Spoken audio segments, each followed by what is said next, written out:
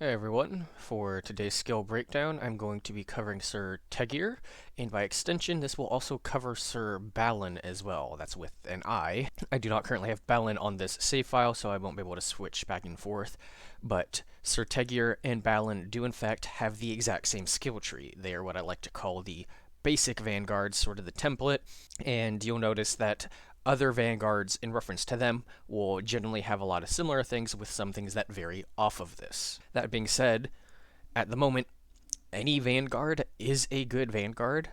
Both Sir Balin and Sir Tegyr, you get them quite early, and they're both extremely easy to raise the loyalty points with. So because of this, a lot of people end up using them well into the late game or keeping them through their entire playthrough and getting extremely strong results out of them. And because some of the other, maybe more powerful Vanguards don't get those loyalty bonuses, and that may be a huge detraction for you, not being able to get that extra AP or that extra 10% or 20%, these are good fallbacks.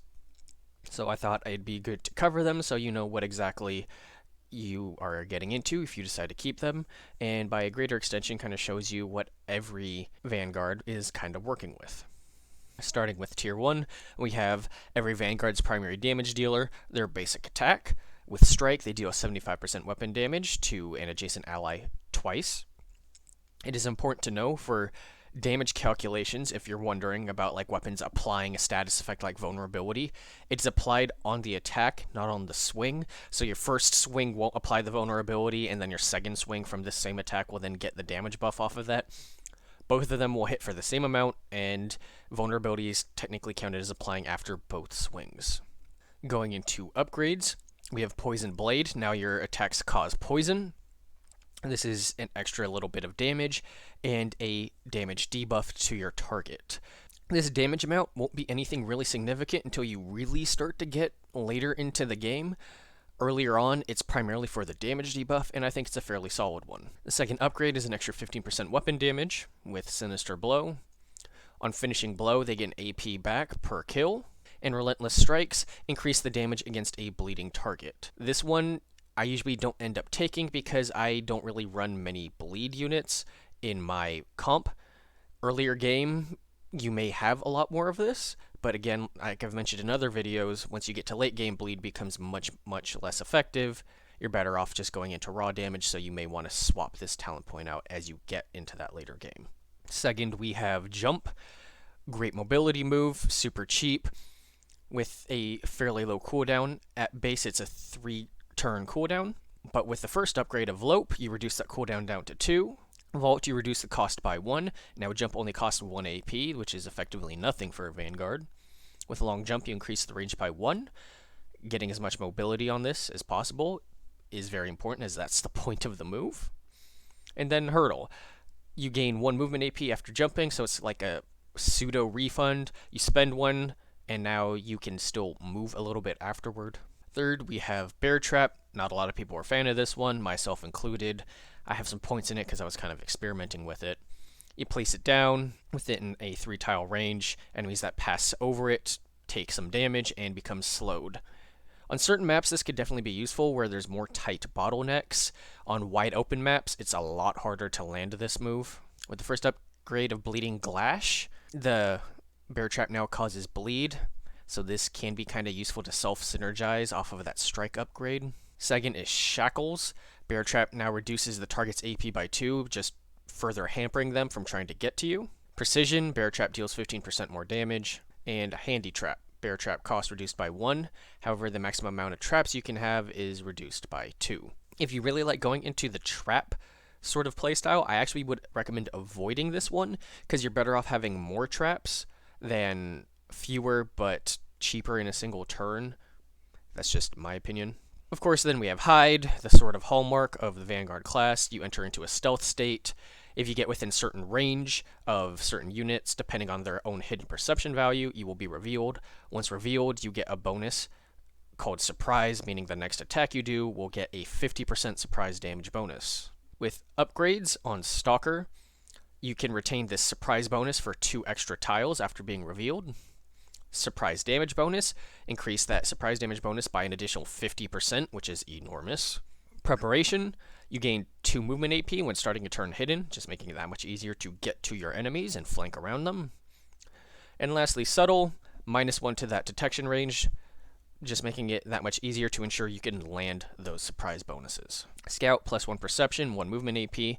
Movement AP is obviously very good, want to try and get around the map as much as possible, but perception, beyond just helping you find those treasure chests, is very useful in combat for avoiding traps. They aren't super common, but they are kind of wet blankets for your Vanguard's turn. With a low perception, it's very easy to rush and accidentally run through a trap. You become slowed, you take some damage, and you are no longer hidden. And this just greatly diminishes your Vanguard's turn, can very easily stop your Vanguard from getting any damage because now you need to rehide and position yourself completely differently now. Due to having less AP, you're not going to be able to get to the spot you previously may have wanted to. Low profile, it's sort of like a soft taunt towards the rest of your party if your Vanguard is 6 tiles away or more from an enemy. Mostly this is going to be relevant to archers. They won't shoot you, they'll shoot someone else. This is good, but Vanguards really don't struggle with this because hiding is so cheap. You just hide at the end of your turn. There can be some times where you may make a mistake, mess up, miscount, and not hide at the end of your turn, but I just get so little use out of this personally. And then lastly, counterattack. When an enemy hits you from the front, you hit them back. There isn't a whole lot to say about this. It's just some extra free damage. I find it useful. Sometimes, if I don't end my turn in the hide state, and it next to a melee, they hit him, and then my Vanguard just gets the free kill back on them. Going on to tier 2, we have their ranged ability of Throwing Dagger.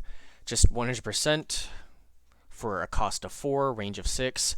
Base cooldown of 1 here, so if for whatever reason your Vanguard just can't close the distance on an enemy, you can still do some damage, throw a dagger at them. With the first upgrade of Balanced Throw, you increase the range by 2. Lethality adds 15% more weapon damage.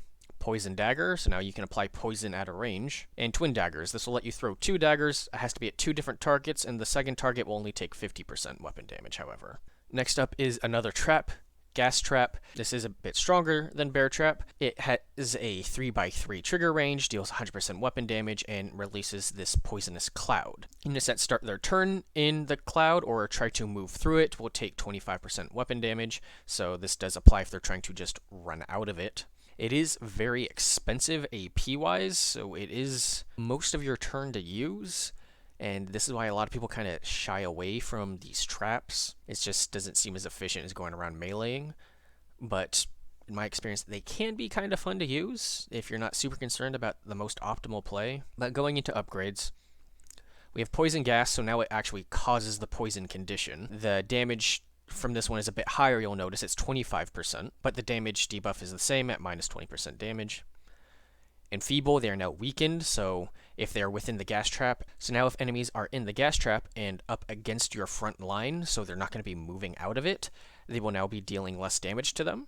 Corrosive Gas, they lose 5 armor at the start of each turn. If you're having some armor break problems, this is good.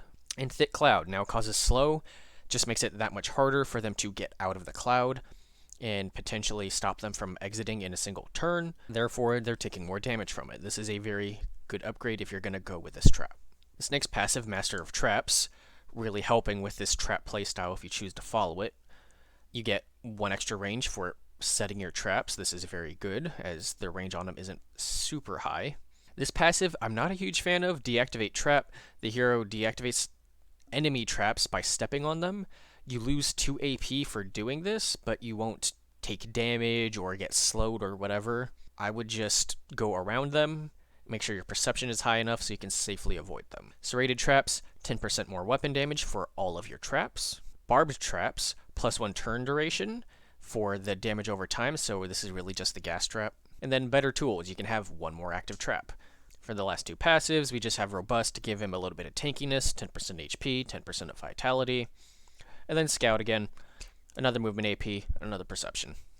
Getting into tier 3, nothing really fancy here, as I said. These are sort of the basic base template Vanguards.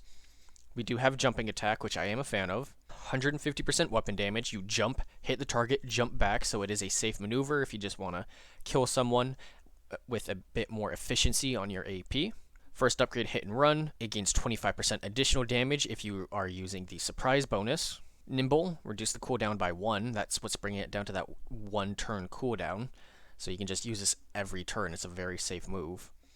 And then Long Rush, increase the range by 1. The last upgrade is Recoil for knockback. This is sort of niche.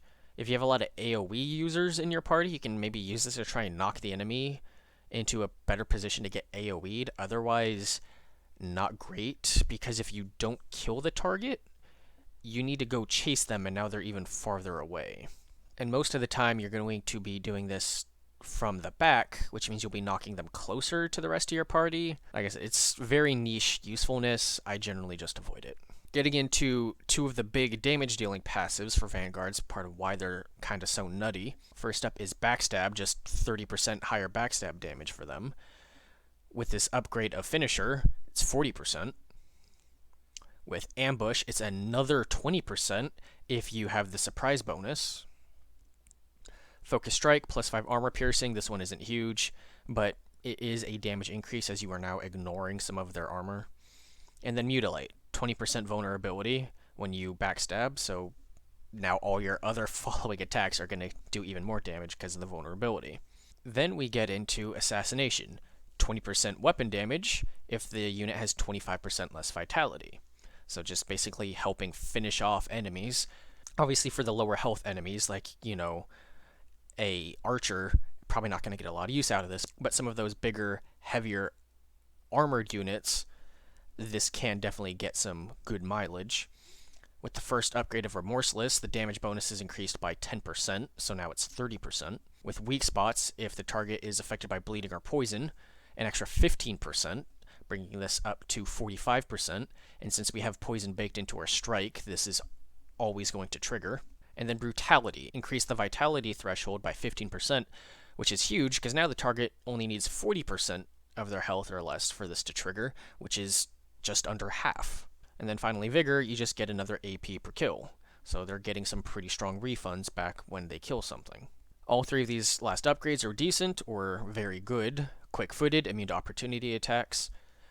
Mostly you're going to be moving around hidden, so you won't provoke these a lot of the time, or you can jump away, but sometimes jump is on cooldown. This does come in handy enough for me to take it. Scout, again, just another movement AP, another perception. And the big one is Master Assassin. Hide now costs 1 AP instead of 2, and you start your turn with an extra AP while hidden. Just more AP bonuses to allow Vanguards to just run around and do whatever it is they want to do. So that covers it for Sir Tegyr, and by extension, Sir Balin. You can see a lot of the abilities that really make Vanguards good is baked into the basic Vanguard kit. They all get it. The Backstab, the Assassination, the Master Assassin, Hide, Jump.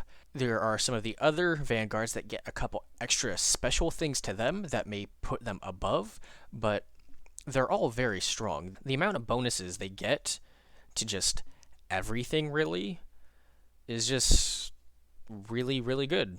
So in the end, you can honestly pick pretty much any Vanguard you just may like thematically or aesthetically or alignment, whatever, and they'll be able to do perfectly fine throughout your campaign.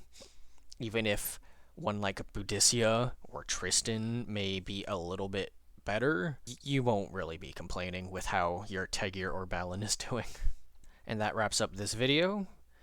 So, as always, thank you for watching, and I hope this helped.